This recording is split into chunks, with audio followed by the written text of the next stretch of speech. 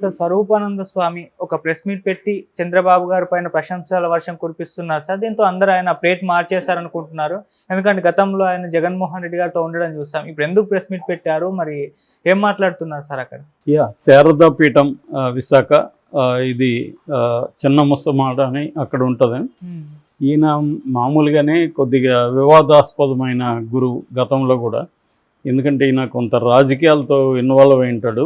గతంలో కూడా ఇటు జగన్మోహన్ రెడ్డి కావచ్చు, కేసీఆర్ కావచ్చు, తర్వాత రామ్ మాధవ్ బీజేపీ, టి సుబ్బరామరెడ్డి, ఇలాంటి వాళ్ళందరూ కూడా ఈయనతో అసోసియేట్ అయి ఉంటారు. జగన్ కొద్దిగా బిగినింగ్లో చాలా ఎక్కువగానే ఆయనతో అసోసియేట్ అయ్యాడు. ఈయన జనరల్గా రాజశ్యామల దేవత, శారదాపీఠం అంటారు దీన్ని. శారదాపీఠం 1997లో స్థాపించారు. అప్పటి నుంచి ఈయన పీఠాధిపతిగా ఉంటున్నారు. అక్కడ ఇండియాలోనే రాజశ్యామలకు టెంపుల్ ఇక్కడ మాత్రమే ఉందన్నమాట.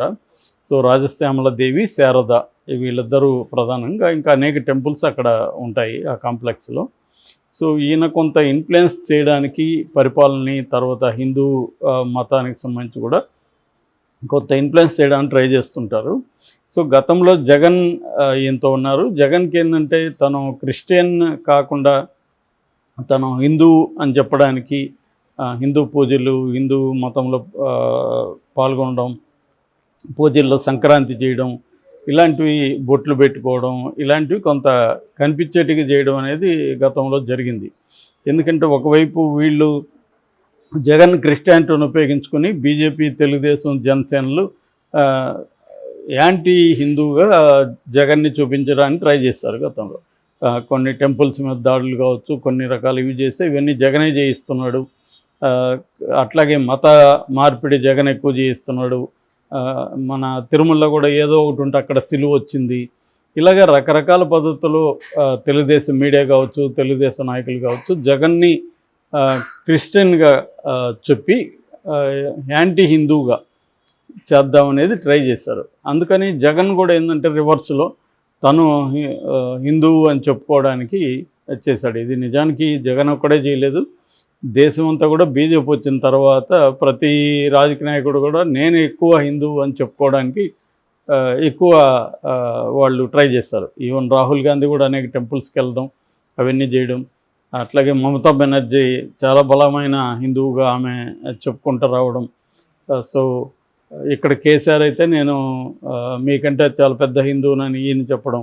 అందుకని వీళ్ళందరూ ఏంటంటే సింబాలిక్గా యాగాలు చేయడం, యజ్ఞాలు చేయడం, తర్వాత ఏ ఈవెంట్ అయినా దాన్ని ఒక పెద్ద ఈవెంట్గా చేసి ఫోటోలు, వీడియోలు చేసి పబ్లిసిటీ చేయడం, ఇది బాగా పెరిగింది. యాక్చువల్గా మంది నిజానికి రాజ్యాంగంలో లౌకిక రాజ్యం ఏ మతాన్ని కానీ బహిరంగంగా ప్రభుత్వాలు ఎంకరేజ్ చేయకూడదు, అన్ని మతాలు ఈక్వల్ అనేది మనకి రాజ్యాంగ స్పిరిట్. కానీ బీజేపీ వచ్చి దీన్ని మార్చేసింది.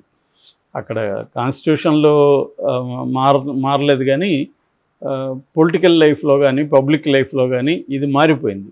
మారిపోయి ప్రధాన నాయకులందరూ కూడా హిందూ మతాన్ని ప్రోత్సహించడం అనేది బలంగా పెరిగింది ఈ కాలంలో. సో ఈ కాంటెక్స్ట్లో ఈ స్వరూపానంద ఈరోజు ఒక ప్రెస్ మీట్ పెట్టి చంద్రబాబును పొగడ్డం మొదలుపెట్టాడు. సో సడన్గా ఇది మామూలుగా అయితే చంద్రబాబుకి ఈయనకి పడదు. తెలుగుదేశం మీడియా కూడా మనం కానీ గూగుల్లో వెతికితే విపరీతంగా ఈయన మీద విరుచుకుపడ్డారు. తెలుగుదేశం నాయకులు కావచ్చు, మీడియా కావచ్చు, ఈయన జగన్ని సపోర్ట్ చేస్తున్నాడని ఈ మీద విమర్శలు వచ్చాయి. అయితే మధ్యలో ఈయనకు జగన్ మధ్య కూడా కొంత గ్యాప్ వచ్చింది. ఆ మధ్య కూడా జగన్ మీద ఇతను కొంత విసుక్కున్నట్టుగా తెలుస్తుంది, కోపం చేసుకున్నట్టుగా. సో కొన్ని రకాల విమర్శలు వచ్చాయి. లాస్ట్ టైం కూడా ఒకసారి జగన్ వెళ్ళినప్పుడు కూడా హిందూ ధార్మిక సంస్థను ఏర్పాటు చేసి రాష్ట్రంలో ఉండే సాధు సన్యాసులతో కూర్చొని వాళ్ళ సలహాలు తీసుకోమని కూడా ఈయన సలహా ఇచ్చాడు. సో అలాగా ఈయన సలహాలు అవన్నీ కూడా పాటించట్లేదు అనేది ఆయనకి జగన్ మీద అలగడానికి ఒక కారణం అని చెప్తారు. సో చంద్రబాబు అయితే ఈయనకి పడేది కాదు. సో ఇప్పుడు సడన్గా ఈయన పెట్టి చంద్రబాబుకి నా ఆశీర్వాదం, నేను త్వరలోనే రాజశ్యామల పూజ కోసం రిషికేశ్ వెళ్తున్నాను, అందుకని ముందుగానే ఆయన ఆశీర్వదిస్తున్నాను. చంద్రబాబు, పవన్ కళ్యాణ్ బీజేపీ గెలవడం నాకు చాలా ఆనందాన్ని ఇచ్చింది. సో ఆ కూటమి ప్రభుత్వం బాగుంటుందని నేను అనుకుంటున్నా. దేవాలయాలకి మంచి రోజులు వస్తాయని నేను నమ్ముతున్నాను. చంద్రబాబు చాలా సీనియర్ నేత అని ఇవన్నీ చెప్పాడు. చంద్రబాబు పెట్టుకున్న ముహూర్తం కూడా ఏదైతే ఉందో అది చాలా మంచి ముహూర్తం అనేది కూడా ఆయన చెప్పాడు. దాని తర్వాత నేనేదో ఇప్పుడు చంద్రబాబుని పొగడ్డం కాదు, నేను యాక్చువల్గా గతంలో కూడా మురళీమోహన్తో కలిసి చంద్రబాబు మళ్ళీ అధికారంలోకి రావాలని సాధువులతో కలిసి పూజలు కూడా చేశాను గతంలో కూడా.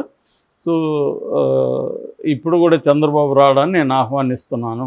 అట్లాగే నేను త్వరలోనే అమరావతిలో కూడా శారదాపీఠం పెడతాను అనేది కూడా చెప్పాడు. అయితే ఆయన ఫైనల్గా హైదరాబాద్ శారదాపీఠంలో నేను సెటిల్ అవుతానని కూడా ఆయన ఈ సందర్భంగా చెప్పాడు. ఇది గతంలో కూడా చెప్పాడు. సో ఓవరాల్గా ఇప్పుడు ఇది ఎందుకు కాంట్రవర్షియల్ అవుతుందంటే సడన్గా ఆయన ఏంది ప్లేట్ ఫిరాయించాడని, అది కూడా దానికి కూడా ఆయన సమాధానం చెప్పాడు. దీన్ని నేను ఎవరికో భయపడి ఇది పెట్టట్లేదు అనేది కూడా ఆయన చెప్పాడు. నాకు ముందు నుంచి కూడా చంద్రబాబు మీద మంచి అభిప్రాయం ఉంది, సిబిఎన్ ఆయన మీద గౌరవం ఉంది అనేది చెప్పాడు. అట్లాగే నా క్లోజ్ ఫ్రెండు ఎర్రంనాయుడు, ఆయన కొడుక్కి రామ్మోహన్ నాయుడు కేంద్ర క్యాబినెట్ మంత్రి పదవి రావడం నాకు చాలా ఆనందంగా ఉంది అనేది కూడా ఆయన చెప్పాడు. సో ఓవరాల్గా మామూలుగా మనకి దాన్ని ఏమంటారు, గెలిచిన కోడిని చంకలో పెట్టుకొని పోయాడు వాడు అంటుంటారు మామూలుగా ఊర్లల్లో. అలాగే ఎవరు గెలిస్తే వాళ్ళ వైపు వెళ్ళిపోయే వాళ్ళు చాలామంది ఉంటారు. ఎందుకంటే ప్రభుత్వం అధికారంలో ఉంది, మనకేమన్నా కొంత బెనిఫిట్ ఉంటుంది అని టర్న్ అయ్యేవాళ్ళు. వాళ్ళకి ఏంటంటే కన్విక్షన్స్ ఏమి ఉండదు, ఫలాని జగన్తోనే ఉండాలా లేకపోతే చంద్రబాబుతో ఉండాలా. రేపు పొద్దున్న చంద్రబాబు ఓడిపోయినా మళ్ళీ ఇదే మాదిరిగా మీటింగ్ పెట్టి నాకు జగన్ అంటే చాలా గౌరవం, జగన్ మీద నాకు ఎప్పటి నుంచో ఇది ఉంది, జగన్ గెలవాలనుకున్నా నేను గతంలో కోరుకున్నా అని చెప్పినా ఆశ్చర్యం లేదు. సో ఈయన కానీ చిన్నజీరు కానీ ఇలాంటి వాళ్ళంతా ఏంటంటే అధికార ప్రాపకంతో వీళ్ళు ఉంటారు. నిజానికి నిజమైన సన్యాసి అయితే అధికారాలతో సంబంధం లేకుండా వాళ్ళ పని ఏదో వాళ్ళు చేసుకోవాలి. కానీ వీళ్ళు ఏంటంటే వీళ్ళు ఒక పవర్ సెంటర్గా బిహేవ్ చేస్తుంటారు. ఇది అన్ని చోట్ల ఉంది. సో ఇక్కడ కూడా మనకి ఆంధ్రప్రదేశ్లో కూడా ఈయన శారదాపీఠం పెట్టుకొని, మామూలుగా అయితే ఈయన రాజకీయాలకు అత్యంతంగా ఉండాలి, కానీ బీజేపీ వచ్చినాక ఈ ట్రెండ్ కూడా దేశంలో బాగా పెరిగింది. అంతకుముందు ఈ సాధు సంపత్తులు వీళ్ళందరూ కూడా వాళ్ళ ఎక్కడ ఎవరికి తెలిసేది కాదు, ఆ భక్తి బ్యాచ్కి ఆ కొంతమందికి మాత్రం తెలిసేవాళ్ళు. కానీ వీళ్ళు ఈ బీజేపీ వచ్చిన తర్వాత వీళ్ళని హిందూ మతాన్ని బీజేపీ గట్టిగా ఉపయోగించుకోవడం మొదలుపెట్టి ఓటు బ్యాంకుగా. సో ఆల్రెడీ కాంగ్రెస్ ముస్లింని ఓటు బ్యాంకుగా ఉపయోగించుకుంటుంది. దానికోసం కొంత అపీజ్మెంట్ పాలసీ అంటారు, అంటే సంతుష్టీకరణ పాలిటిక్స్ అంటారు.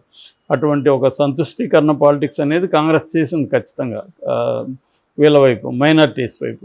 దీని వల్ల ఏమైందంటే మామూలు సాధారణ హిందువుల్లో కూడా కొంత అసంతృప్తి వచ్చింది.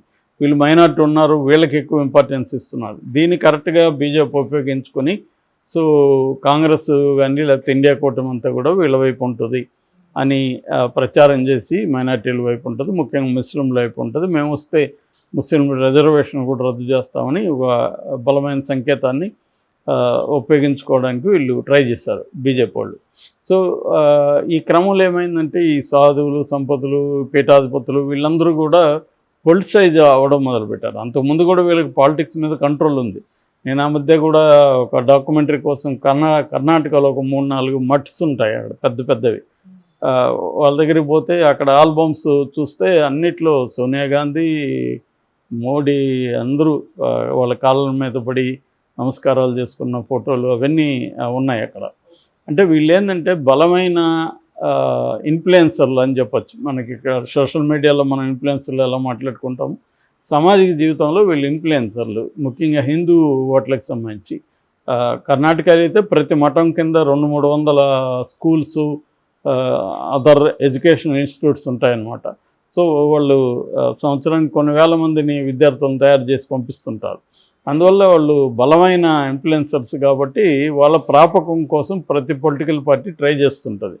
ఇది ఒక కాదనలేని సత్యం మనకి. అంటే ఓవరాల్గా హిందూ మతంలో ఇటువంటి మఠాలు ప్లే చేసే రోలు చాలా బలమైంది.